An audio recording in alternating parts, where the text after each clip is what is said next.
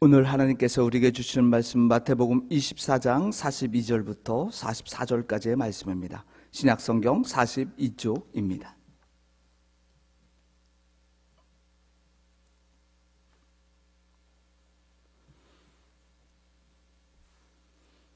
마태복음 24장 42절부터 44절까지의 말씀, 제가 하나님의 말씀을 봉독합니다. 그러므로 깨어 있으라. 어느 날에 너희 주가 임할는지 너희가 알지 못함이니라. 너희도 아는 바니 만일 집주인이 도둑이 어느 시각에 올 줄을 알았더라면 깨어 있어 그 집을 뚫지 못하게 하였으리라. 이러므로 너희도 준비하고 있으라. 생각하지 않을 때에 인자가 오리라. 아멘. 이 말씀을 통해서 하나님께서 우리에게 은혜 주시길 원합니다. 오늘은 대림절 세 번째 주일입니다. 대림절은요, 주님이 이 땅에 아기 예수로 오심을 기대하며 기뻐하고 마지막 날에는 심판하실 재림주로 오심을 기대하며 보내는 절기입니다. 그러기에 대림절은 단순히 성탄을 축하하기 전에 기다리며 지키는 절기가 아닙니다. 이미 2000년 전에 인간의 몸으로 오신 예수님을 깊이 생각하는 의미가 있습니다. 또 지금도 우리가 예수님의 구원 사역에 함께 참여하는 현재적 의미도 가지고 있습니다. 또 다시 오실 주님 앞에 서게 될 미래를 준비하며 보내는 의미가 담겨 있는 것이 대림절 절기입니다. 그렇다면 예수님을 주인으로 또 주인공으로 과거와 현재의 미래의 의미가 담겨 있는 대림절을 어떤 모습으로 준비하며 살아가야 할까요? 미래의 사회와 인간의 삶을 예측하는 미래학이라는 학문 분야가 있습니다. 대표적인 미래학자 엘빈 토플러는 그의 저서 제3의 물결을 통해 미래 사회를 45년 전에 이미 예측했습니다. 그가 제1물결은 농경시대라고 책에서 썼고요. 제2물결은 산업화시대, 이제 뒤를 이어 지식정보시대로 불리는 제3의 물결이 과학기술의 변화와 함께 미래사회를 이끌 것이다 이야기했습니다. 이어서 토플러는 후속작 권력이동이라는 책을 통해서 인류사회는 저품질 권력인 폭력에서 정보계층이 보유한 고품질 권력수단인 부로 이동할 것이다 이야기합니다. 한마디로 토플러는 40년, 45년 전에 그가 이야기했던 모든 내용들이 지금 그대로 세상이 움직이고 있다는 말씀입니다. 현존하는 생존하는 미래학자 레이 커즈와일은 2005년 특이점이 온다라는 저서에서 인공지능인 AI가 출현하여 인간의 두뇌와 하나가 될 것을 예측합니다. 더 나아가 인공지능 AI와 인간이 2029년에 동등한 지능 수준을 갖게 될 것이다. 아니, 더 나아가서 인공지능이 인간의 지능을 지배하게 될 것이다 라고 예측하고 있습니다. 사실 예전에는요, 많은 것을 어느 정도 우리가 인간이 예측할 수 있었습니다. 그러나 오늘날 여러분, 어떤 것도요 예측하기가 매우 어렵습니다. 북한도 중국도 우방국인 미국과 일본도요 앞으로 우리나라와 어떻게 될지 정말 예측하기 힘든 시대적 상황을 우리가 맞고 있습니다. 전 세계는 기회와 전쟁, 재난과 범죄로 지구촌 전체가 흔들리고 있습니다. 매일 뉴스에서 인류의 종말이 다가오고 있다는 암울한 예측으로 사람들은요 미래에 대한 불확실성으로 힘들게 어렵게 살아가고 있다는 말씀입니다. 하지만 여러분, 하나님을 믿는 성도의 미래가는요 세상 사람들과 다릅니다. 오늘 성경은 우리에게 분명히 이렇게 말씀합니다. 마태복음 24장 44절, 우리 본문 말씀 한번 다시 읽기를 원합니다. 24장 44절 다 같이 함께 읽겠습니다. 이러므로 너희도 준비하고 있으라. 생각하지 않을 때에 인자가 오리라. 분명한 것은요, 인자 곧 주 예수 그리스도께서 이 세상에 다시 오신다는 말씀을 하고 있습니다. 그리고 이때가 인류가 맞이하게 될 완전한 미래입니다. 그런데 일반 사람들은요, 이 질문에 대해서, 재림주 예수님이 오시는 거에 대해서 이렇게 의아해하며 질문합니다. 그날이 언제인지 알려주십시오. 그러면 그날 가까이 잘 준비해서 심판주, 재림주를 맞이하겠습니다 이야기합니다. 여러분, 우리는 이 질문에 대한 답을 잘 알고 있습니다. 오늘 본문 36절을 보면 이렇게 말씀하는데 제가 읽어보겠습니다. 그러나 그날과 그때는 아무도 모르나니 하늘의 천사들도 아들도 모르고 오직 아버지만 아시느니라. 예수님은 그날과 그때를 강조하면서요, 재림의 정확한 시기, 하나님의 심판, 종말의 시점은 오직 하나님 아버지께만 있고 아신다고 말씀하고 있습니다. 그래서 제가 금방 읽어드린 36절의 말씀의 포인트는요, 아무도 모른다입니다. 학자 프랜스는 이 말씀을 단지 예수님의 겸손을 보여주는 말씀이 아니라고 말합니다. 재림의 시기를 계산하거나 예측하려는 모든 인위적인 노력을 원천봉쇄하는 방어벽이다라고 강조합니다. 무슨 말입니까? 하나님은 우리에게 마지막 시점을 알려주지 않았습니다. 대신 주권자이신 하나님께 매일의 삶을 맡기며 살아가라는 말씀을 하셨습니다. 그러기에 매일 나의 호기심을 멈추고 겸손히 주님의 주권을 인정하며 살아가는 것뿐입니다. 우리 신앙의 초점은요, 언제라는 시간에 대한 예측이 아니라 주 안에서 오늘을, 지금을 어떻게 살 것인가가 우리 신앙의 초점입니다. 즉 오늘이 마지막처럼 주님이 오실 것이다 라는 그 마음과 삶의 자세로 살아가라는 말씀입니다. 그럼 여러분, 만약 오늘 예수님이 오신다면, 그렇게 생각하면 우리가 아무렇게나 살 수 있을까요? 말도 함부로 하고 시간을 허비하며 살아갈 수 있을까요? 이웃과 다투고 남을 속이며 남의 만족과 욕망을 채우기 위해 살아도 될까요? 무디 목사님은 능력의 설교가로 예배 드릴 때 수많은 사람들이 모이곤 했습니다. 그러는 중에 그분이 설교 시간에 이런 말씀을 하셨습니다. 나는 설교할 때마다 이 설교가 끝나기 전에 예수님이 오실 수 있다고 생각하며 말씀을 전한다. 유명한 설교가 리차드 팩스터 목사님의 말입니다. 나는 다시 설교할 수 없는 것처럼 설교하고 죽어가는 자로서 죽어가고 있는 청중들에게 설교하는 것처럼 설교한다. 여러분도 오늘 예수님이 오신다고 생각하면요, 어떤 마음으로 예배를 드려야 될까요? 예배 시간에 졸거나 딴 생각할 수 있겠습니까? 우리는 인생에서 올 수 있거나 오지 않을 수 있는 수많은 일들 속에서 매일 살아갑니다. 중요한 것은 우리에게 반드시 찾아오는 일에 대해서는요, 철저히 대비하고 준비할 수 있고요, 준비해야 합니다. 이제 12월이 되어 학생들이 학기를 마무리하는 중에 있습니다.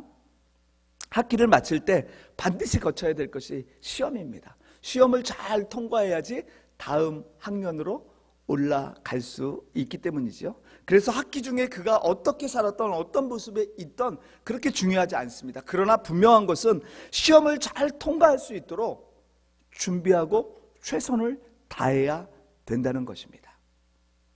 여러분, 우리 인생에서 반드시 찾아오는 게 있습니다. 출세하고 부자 되는 것, 행복한 가정을 이루는 것, 내가 원하는 일을 하며 만족하며 사는 것, 이런 일이 나에게 오면 좋겠지만요, 여러분, 나에게 오지 않을 수도 있습니다. 그죠? 오히려 예상하지 못한 일들, 몸이 약해지고 큰 사고를 당합니다. 억울한 일을 당해 손해를 보고 감옥에 가는 일 등등. 혹시 이런 일이 찾아오면 어쩌나 염려하지만 그래도 감사하게 이런 일이 오지 않으면 평안히 살아갈 수 있습니다. 그러나 우리 인생에, 여러분과 저의 인생에 반드시 찾아오는 것이 바로 죽음입니다. 히브리서 9장 27절은 말씀하죠. 사람이 한 번 죽은 것은 정해진 일이요 그 뒤에는 심판이 있습니다. 우리가 죽으면요, 우리의 육체는요 한 줌의 흙으로 돌아갑니다. 하지만 우리의 영혼은요 지옥과 천국에 가는 심판의 자리에 서게 됩니다. 또 세상은 시작과 끝이 있고 마지막 때에 동일한 심판이 있기에 마지막을 잘 준비하라고요 성경 곳곳에서 너무나도 많은 곳에서 말씀하고 있습니다. 여러분, 우리가 부르는 찬송가 492장의 제목이 잠시 세상에 내가 살면서라는 천국을 소망하며 부르는 찬송입니다. 여기서도 뭐라고 이야기합니까? 성도가 살아가는 세상은 잠시라고 말씀하고 있습니다. 야고보서 4장 14절 말씀을 보면요, 여러분은 내일 일을 알지 못합니다. 여러분의 생명이 무엇입니까? 여러분은 잠깐 나타났다가 사라져버리는 안개에 지나지 않습니다. 우리의 생명, 우리의 인생은 잠시 있다가 사라지는 안개와 같은 그런 모습으로 마지막을 살아간다는 말입니다. 즉 지금의 모든 상황도요 잠시뿐이고요 지나가게 되어 있고 인생은 그래서 마지막을 마치게 됩니다. 그러게 우리는 영혼을 사모하고 하나님 나라를 소망해 두고 주님의 재림을 기다리는 그 모습이 우리의 일상이 되어야 된다는 말씀입니다. 여러분, 그렇다면요 다시 오실 주님을 기대하며 심판의 때를 잘 맞이하기 위해서 우리가 기억해야 될 것이 있습니다. 그것은 바로 늘 깨어 있어야 합니다. 우리 42절 말씀, 우리에게 주시는 말씀 함께 읽기를 원합니다. 42절 말씀 다 같이 함께 읽겠습니다. 그러므로 깨어 있으라. 어느 날에 너희 주가 임할는지 너희가 알지 못함이니라. 44절 말씀 읽었던 거 제가 다시 한번 읽어보겠습니다. 이러므로 너희도 준비하고 있으라. 생각하지 않을 때에 인자가 오리라. 여러분, 여기서 깨어 있으라는 말은요 현재 명령형입니다. 이것은 단순히 잠에서 깼다라는 말이 아닙니다. 잠시 깬 상태를 넘어 지속적으로 영적 경계를 하고 주의 깊게 살피라는 말입니다. 이 말을 군대용어로, 군사용어로 하면 준비하여 경계태세를 갖춘다는 의미입니다. 준비하고 경계태세를 갖추게 있으면요 적군이나 무슨 일이 일어날 때 잘 대처할 수 있습니다. 마찬가지입니다. 여기서 깨어있으라는 그런 말로써 우리가 왜 깨어있어야 되냐면요 어느 시간에 주님께서 다시 오실지 모르기 때문입니다. 마태복음에서는 이때를 도둑이 언제 올지 모르는 것처럼 주님의 재림은 예고 없이 은밀하게 심판의 목적으로 임한다고 말씀합니다. 그뿐만이 아닙니다. 예수님은 일찍이 나더러 주여 주여 하는 자마다 천국에 다 들어갈 것이 아니요 다만 하늘에 계신 내 아버지의 뜻대로 행하는 자가 들어간다고 말씀합니다. 여러분, 우리가 직분을 받았다고 해서 천국 가는 거 아닙니다. 여러분, 이거 우리가 기억해야 될 아주 귀한 모습입니다. 뿐만 아니라 예수님은요 기름을 준비하지 않는 5 처녀도요 주여 주여 했으나 어땠습니까? 버림받았습니다. 1 달란트 받은 종도 주여 주여 했지만 악하고 게으른 종이나 책망을 받고 바깥 어두운 데로 쫓겨났습니다. 지극히 작은 한 사람을 외면한 자도 주여 주여 했습니다. 그러나 안타깝게도 버림받았습니다. 사실 저와 여러분 살아가면서요 주여 주여 합니다. 주님을 찾습니다. 그런데 여러분 기억할 것은요 주님이 보실 때 준비되지 않는 상황이라면요 안타깝지만 저도 여러분도 버림받을 수 있습니다. 그래서 주님은 늘 깨어 준비의 중요성을 오늘 본문 앞절인 노아의 때를 예를 들어 말씀해 주신 겁니다. 여러분, 노아가 살던 때 갑자기 홍수가 온 것이라고 생각합니까? 아닙니다. 하나님은 120년 전에 노아를 불러 땅이 사람들 때문에 무법천지가 되었고 그 끝날이 이르러 내가 반드시 사람과 땅을 함께 멸하겠다고 하셨습니다. 이 말씀을 들은 노아는요, 두려웠습니다. 떨렸습니다. 부들부들 떨고 있었습니다. 그런 노아에게 하나님은요, 준비할 방법을 구체적으로 말씀해 주시는 것이 창세기 6장 14절 이하의 말씀입니다. 하나님은요, 잣나무로 방주 한 척을 지으라 하고요, 또 방주의 크기를 이야기하고 3층으로 짓고 여러 칸의 방을 만들고 창문 위치까지 자세히 말씀하면서 배의 역청을 안팎으로 칠하라고 세심히 알려주셨습니다. 여러분, 그렇습니다. 노아는 하나님의 심판을 믿고 말씀에 순종하여 방주를 준비한 겁니다. 반면에 하나님의 말씀을 믿지 않던 사람들은 자기 마음대로 흥청망청 살아갑니다. 자기의 소견대로 살아갑니다. 그러던 어느 날 하늘에서 빗방울이 떨어집니다. 하나 둘 떨어져도 그들은 긴장하지 않습니다. 대수롭지 않게 여겼습니다. 왠 줄 아십니까? 당시 수많은 사람들은 자신이 타락하거나 누구의 눈물을 흘리게 한 적이 없고 지옥 갈 만큼 죄를 짓지 않았다고 생각했습니다. 뿐만 아니라 매일의 삶에 정말 세상적으로 충실하게 살아왔다고 생각하고 있었습니다. 이들은 자신의 일에 너무 열심히였고요, 분주했습니다. 하지만 이제 곧 당할 엄청난 심판을 알지 못해 준비하지 못했던 것입니다. 결국 심판받고 맙니다. 여러분, 지금 예수님께서 마지막 때를 파멸과 멸망을 당하리라고 말씀의 대상이 누군지 아십니까?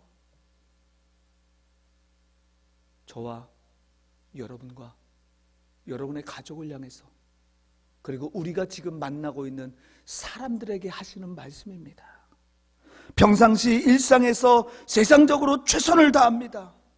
잘 살아가는 사람들을 향해서 주님은 오늘 이렇게 마지막 때의 파멸과 멸망을 당하겠다라는 말씀을 하고 계신 겁니다.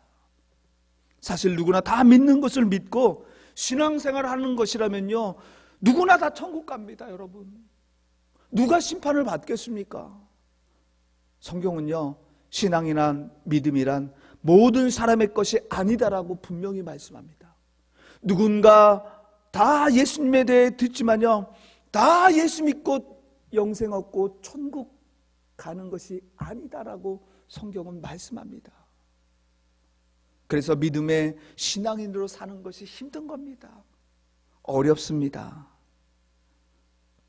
바랄 수 없는 것을 우리는 바라야 되고요, 믿을 수 없는 것을 우리는 믿어야 되고요, 더 나아가서 나의 이성으로 이해 안 되는 하나님의 말씀이어도요, 우리는 순종해야 합니다. 이것이 바로 신앙인이고 믿음인이고 깨어있는 성도의 모습입니다. 그래서 주님께서는 이미 성경을 통해서 마지막 때 잘 준비하여 어떻게 살아갈지에 대해서 말씀해 주신 겁니다. 그런 것으로도 부족할까 봐 지금도 설교자를 통해서 마지막 때를 잘 준비하라고 말씀해 주시고 계십니다. 그럼 우리가 어떻습니까? 저와 여러분은 어떻습니까? 정말 마지막을 준비하며 살고 계십니까? 혹 일상에서 영적으로 깨어있지 못해 노아 시대의 사람들처럼 모든 것이 당연하게 여기며 세속적인 삶에 젖어 있지는 않는지요?